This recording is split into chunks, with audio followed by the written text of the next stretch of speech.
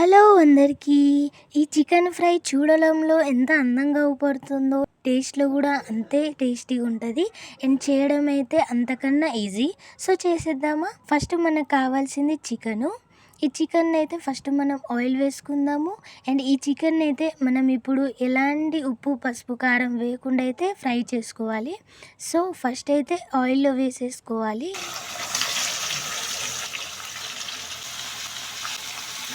ఇప్పుడైతే మంచిగా కలిపేసుకోవాలండి. చాలా సేపు వరకు అయితే కలుపుకోవాలి.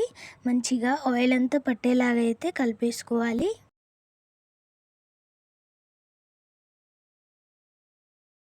ఇప్పుడైతే మూత పెట్టేసుకుందాము. అండ్ వాటర్ వచ్చేదాకా అయితే మగ్గిద్దాము.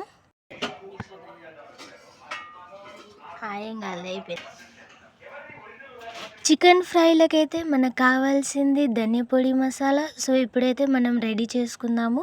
ఈ ధనియాలనైతే నేను ఫ్రై చేసుకున్నా. అండ్ ఇప్పుడైతే వీటిని మనం మిక్సీ పట్టేసుకుంటే మన ధనియా పొడి మసాలా అయితే రెడీ అయిపోతుంది. ఫ్రెష్ మసాలా వేస్తే మన ఫ్రై సూపర్ ఉంటుంది. మన చికెన్ చూసేద్దాము.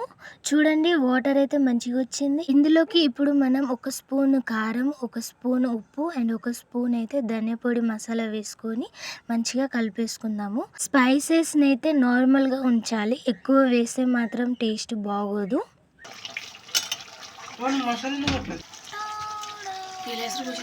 ఇప్పుడు ఇందులో మనం ఒక గ్లాసు వాటర్ పోసుకుందాము. అండ్ మంచిగా ముక్క మక్కేదాకా అండ్ ఒక మంచి గ్రేవీ వచ్చేదాకా అయితే కలుపుకుంటూ పోవాలి.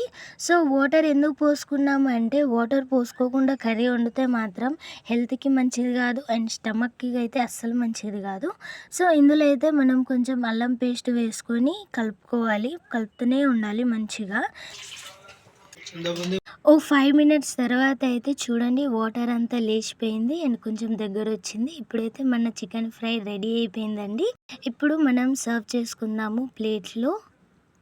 సో మన టేస్టీ చికెన్ ఫ్రై అయితే రెడీ అయిపోయింది. మీరు ట్రై చేయండి ఇంట్లో ఎప్పుడైనా పార్టీకైనా దేనికైనా. So thank you.